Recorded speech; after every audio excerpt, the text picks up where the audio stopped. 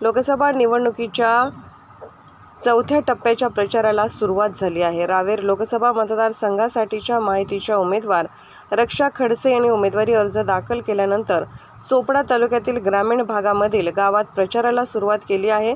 भारतीय संस्कृतीनुसार वडीलधारी माणसांचा आशीर्वाद घेण्याची पद्धत आहे। आशीर्वाद मिळाला आहे ते पण सक्रिय होऊन काम करतील, तसेच घटक पक्ष देखील प्रचारात सहभागी झाले आहेत, अशी प्रतिक्रिया यावेळी खासदार रक्षा खडसे यांनी दिली आहे।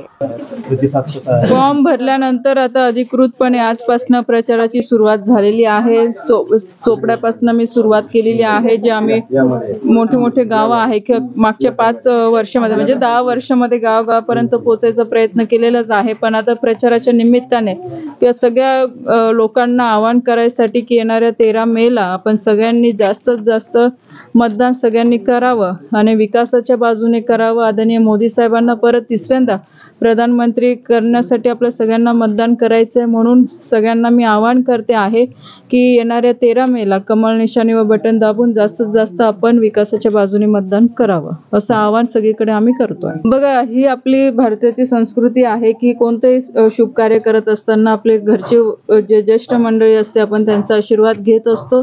त्यामुळे नाथाभाऊंचे आशीर्वाद घेतलेला आहे। आज आशीर्वाद मिळाला, नक्कीच ते पण सक्रिय होऊन काम करतील।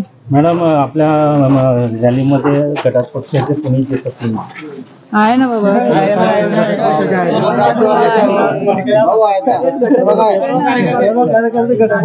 मॅडम आपल्याला आता शेतकऱ्यांनी आपल्याला काही नाराजी व्यक्त केली? नाराजी बघा, शेवटी साहजिक आहे शेतकऱ्यांचं जर त्यांचा काही पीक विमा काय कारणाने आलेला नाहीये तर त्यांनी त्याच्या संदर्भात विचारणा केली आणि तो त्यांचा अधिकार आहे। लोकनायक न्यूज